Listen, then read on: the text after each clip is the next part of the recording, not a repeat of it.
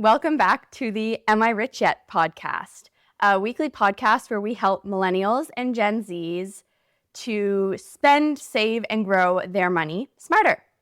Today we are on episode 10, which is part 2 of our investing series, which is split across 5 different episodes.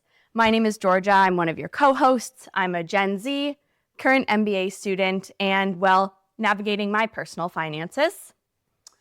And I'm Rob, Georgia's dad. I am a recently retired financial advisor, and my job is to help you make better decisions with your money. Welcome to Rich Yet.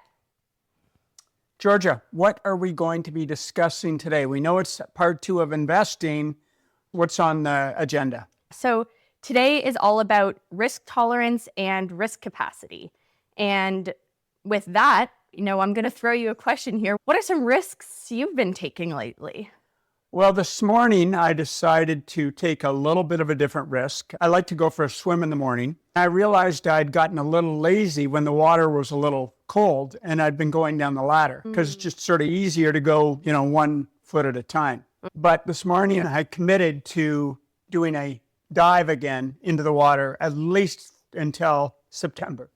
So that's my risk. Not really a risk, but as you get older, you just little things like that. You got to keep doing it. Otherwise, you won't ever do it again. Yeah, and I think your first time doing something after a period of time, it's been a year since you've dove headfirst into water, that's a risk. You don't know if there's loons down there. You don't know what type of fish, if there might be some muskie or pike. You don't know what's down there. I'm not worried about that. I'm more worried about the colder water. And so I noticed my dive this morning was rather on the shallow side. So I need to go a little deeper. Well, one thing I always remember is Omi, Mom's mom, always would say that before you jump into cold water, you get some cold water and splash on the back of your neck and your wrists. And so your body can kind of take some time to warm up to the temperature it's about to jump into so that you're not in total shock. Wow. That's a good tip. Good memory. Okay. What's going on with you? Well, I had a bit of a tough day yesterday. You did? I'm navigating a hip injury, which is tough for anyone being injured and not being able to do their kind of normal activities. And so, last night I was pretty frustrated. It's been about a month now. I hope by the time this podcast is on air and live, maybe my hip is better, but there's a chance it might not be. I'm in that kind of negative zone right now where I don't feel too optimistic about much regarding my hip, but I'm feeling optimistic about today's podcast. I'm really excited to be here. And speaking of risks, this feels like a huge risk for me. You're used to your voice being out there, accessible on YouTube and podcasts, and it's new for me and it feels a bit scary and vulnerable. So this is a big risk I'm taking this summer and I'm excited to see the outcome. It's not scary with you by my side. Okay, what are we talking about today? 2 things. So you mentioned them. What are they? Yeah, so risk tolerance and risk capacity, which in layman's terms translates to how comfortable you are with an ambiguous outcome. Okay. Is that layman's terms? Okay, so what's interesting about the human population is it's really, in terms of risk profile, it's really a perfect bell curve. Most people are in the middle of that bell curve, okay? And then you've got people to the right, those who are willing to take more risk, and then you've got just as many people on the left who are willing to take less risk. Okay. At the outer extremes of that bell curve, you've got the ultra-conservative people that are just afraid of anything. Everything is scary to them. You mentioned the word growth and that scares them. On the right-hand side, you've got the really big risk takers who aren't afraid of anything. Any risk they're willing to take it. So we're going to talk today about how you can get your risk profile measured. And then something new we're going to talk about, which is risk capacity. And risk capacity is your personal financial ability to take on risk. So it's completely different. And you need a combination of the two to figure out where you should be investing.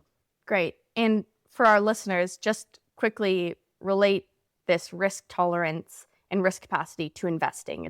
Because these two terms are specifically related to investing, right? Absolutely. So I'm going to, first of all, put a little bit of an explanation. When I'm talking risk, I'm not talking speculation. I don't believe in speculation. I think it's a waste of time. It's a waste of money. It's a big gamble. Don't speculate. What do you mean by speculating? I haven't heard that term. Speculating is betting on a sporting event. Speculating is investing in a new startup company. That's speculating.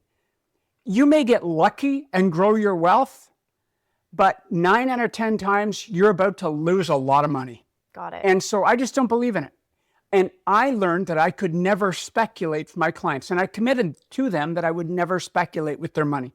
I never wanted to have to sit across from a client and say, by the way, I lost all of your money on that investment. Oh, God. I didn't. That's not acceptable. As a financial advisor, that's not acceptable to ever do that. So we take those out of the equation. We're going to talk about investments that are simple to understand, have been around forever. They're not new and fancy. They make money and they continue to grow. So that's what we're going to focus on. Awesome. Okay? Now, I want to know something. Why is someone's risk tolerance and risk profile important? Okay.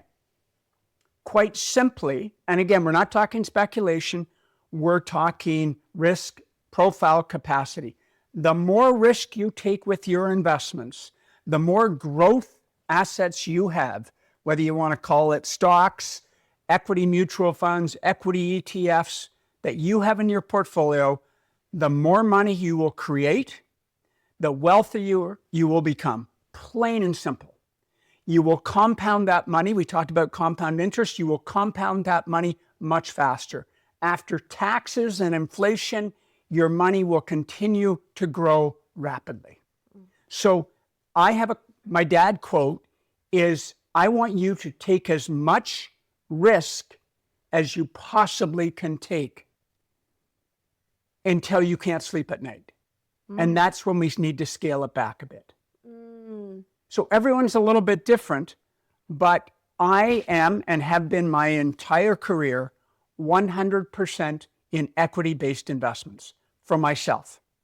Interesting, the other advisors on my team, 6 other advisors on my previous team, were all 100% equity-based investors. And yet our average client was probably only 70% equity-based investment, which is even higher than the norm of 50-50 or 60-40. Okay. So we're going to get into that in a little more detail today.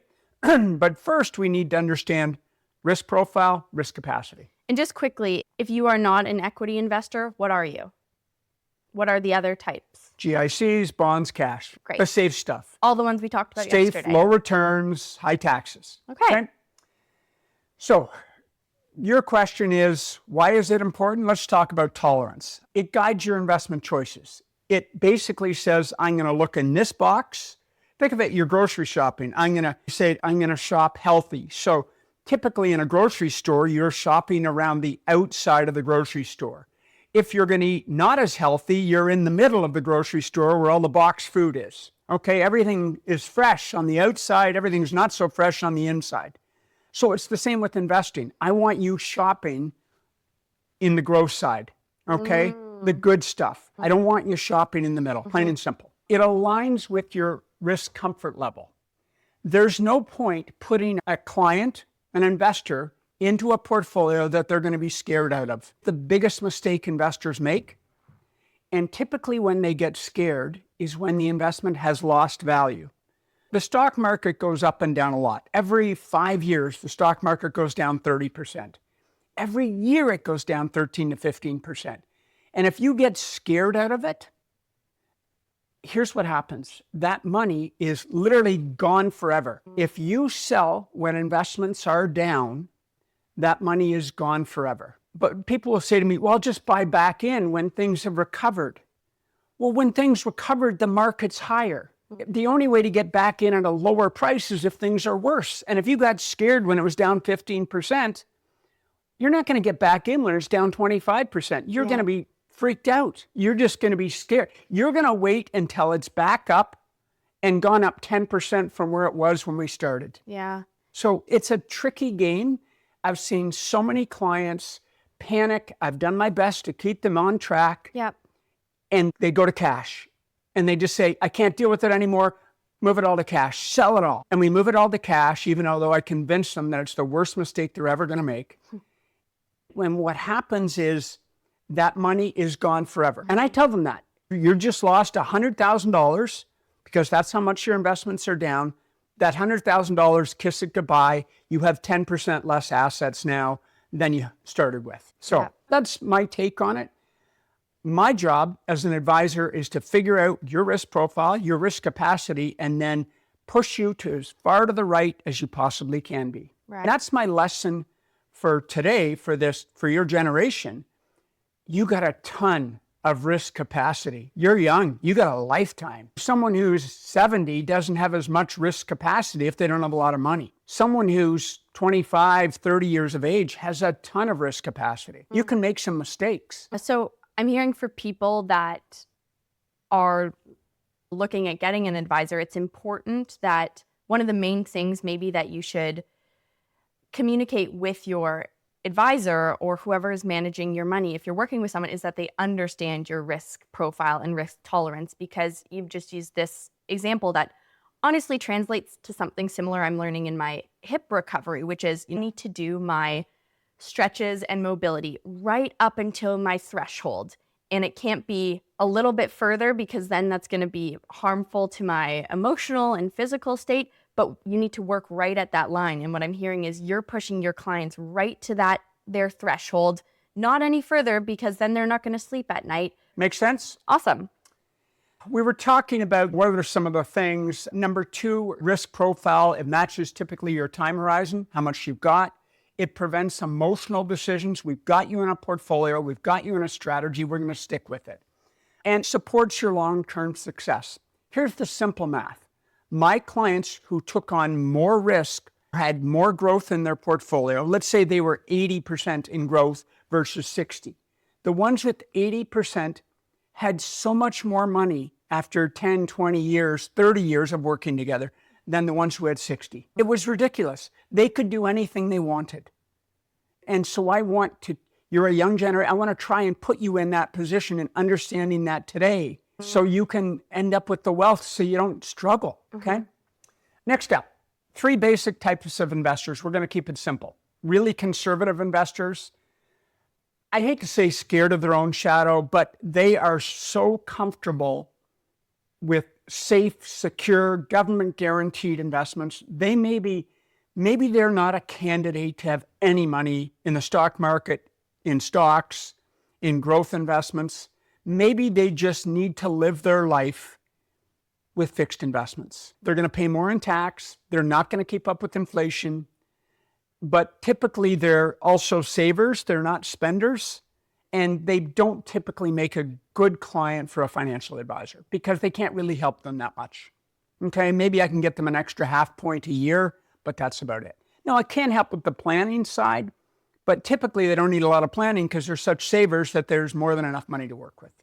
Next up is the middle group. We talked about the middle of the bell curve, the balanced investor. They're okay with a little bit in stocks, and it's that group that I want to push to the right. I want to give them more growth in their portfolio. A lot of them will say, because I've worked with you, Rob, I'm more comfortable taking these risks. They view it as risk. I view it as no, it's just opportunity. I'm giving you more opportunity for your money to grow. And finally, the other category is really high growth investors. So if we have conservative, we have balanced, and then we have growth investors. And that growth could be anywhere from 70% in equities all the way up to 100% in equities like I am. Got it. So 3 basic, there's lots of in-between categories, low growth, high growth, etc. But let's keep it simple. So where do you think you are? I think I'd be in the more aggressive side of things. I take risks. I'm not scared of the unknown. I kind of charge right into that direction. So I think you'd make a good financial advisor for me because you'd probably rein me in when I was trying to make some of those more risky when you started decisions. to get into speculation.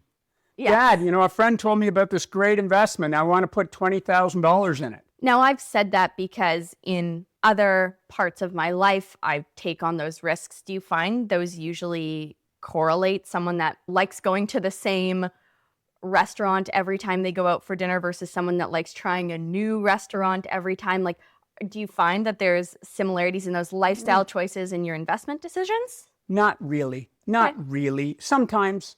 But for example, I live a fairly conservative lifestyle, but I'm a high growth investor. So that I'm not a big risk taker in life. I'm just not. That's not who I am. Even when you were younger, you took a ton of risk with stuff. You know, the boys would be jumping off a cliff. I'm in. Or I was leading the cliff jumping. You were leading the cliff jumping, and now you're a little more hesitant on some of that stuff. You're still pretty adventurous, but you've scaled it back yourself. So if someone is listening, if there's a listener out there that doesn't know what category they fall into, is there like an online quiz we can do? There's lots of online risk profiles that you can do. Okay, I happen to use one that was called Phenometrica. We've used it for probably 25 years. It was its own standalone company. It eventually got bought out by Morningstar, and they sort of messed it up a little bit. But it was really good. It really did a good job of nailing who the investor were. The banks have their own, but banks are conservative by nature. Right. So they don't want any of their clients taking too much risk. Yep. So they actually put you in a portfolio that's even more, they go the other way. They push you to as far to the left as I push you to the right. Got it. And that's just because they're trying to protect their business. They don't ever want to be sued or whatever. It's a bad thing. And some of the robo-advisors do the same thing. They push you to the left. Again, they're worried about getting in trouble. Okay? That covers a little bit of risk tolerance. Risk capacity. Okay? Think of it this way. How old are you? 26. If you lost $20,000 in an investment, it went from 20,000 to zero, would that be the end of the world? Not the end of the world, but much more significant than someone, I presume, in their 60s that saved up a lot more wealth. But let's say your total wealth was 60,000 and you lost a third of your wealth. Yeah, significant, huge. That is deadly. It is deadly, but you can recover. Okay. You're 26 years old. You may not retire till you're 65. Yeah. Someone who loses a third of their wealth at age 55 or 60, that's a tough one. Okay. They may have to reduce their lifestyle in retirement by a third, which is huge. Yep. So that's what capacity is. It's tied to your income. It's tied to your financial obligations. You know, do you have a car lease? Do you have a mortgage? What is your capacity? Does your partner work? No, they're stay at home. So it's just all on one income provider in the family. So everyone has a different capacity. Got it. And there's a couple of tests where you can measure the capacity of someone. Okay. So let's do one of those. Okay. Is your income stable? Right now in this present moment. Okay. No. You get a check mark or an X. Okay. Okay. Next up, do you have any emergency savings? Yes. Okay. So you get a check mark. Next up, debt level. I got some, so let's do a check mark. No, debt isn't good, right? Oh, I thought I was saying I have debt. You're saying you have a fair bit of debt. That's an X. Got it. Okay. Next, your time horizon. Ripe and 26. Okay, you got it. You get a check mark. Next up, do you have any dependents or obligations? No. That you haven't told me about? No. Okay, good. No boyfriend dependents? So a check or an X? No boyfriends that are living off your income? Check okay. or an X? Okay. Wait, what is that That's if I don't check. have dependents? Okay. That's a check. Investment knowledge. Check or an X? Half check? You can't, there's no such thing. Check or an X? Audience, what do you give Georgia? I give her an X right now. Maybe by the end of this series, she'll be a check mark. Okay. And finally, job security. How safe is your job? X. X. Okay, so you're sort of in the middle. So for the viewers that are listening, I have 4 fingers up on my X hand and 3 fingers up on my checked hand. So your capacity is a little below where you'd ideally like to be. Once you're completed your degree, you're back paying down your debt, you've got some job security, that may switch completely. Totally. You may be 5 and 2. Okay? So that's capacity. That's a great little test. Any questions on that? No, I think that covers it. And I think it's a good exercise for people to. Okay. That covers risk tolerance, risk capacity. We're going to then, as we move forward into the next podcast, we're going to talk about how that starts to put your portfolio together. Okay? Awesome. I like it. I think this was great for part 2 of our 5-episode investing series. And I mean, let's list off the main takeaways here. You list the two. Risk profile is really important. Yep. Risk capacity is equally important. And you need to know roughly both before you decide on your portfolio. And here's what's interesting. Once you decide on your portfolio, and this is going to be controversial, you typically don't need to change your portfolio for the rest of your life. Yeah, that was a real mic drop for the end of this episode. It was. Looking forward to discuss that next week. Awesome. Well, thanks for being here for another episode number 10, and we look forward to seeing you next week. Thanks, everyone.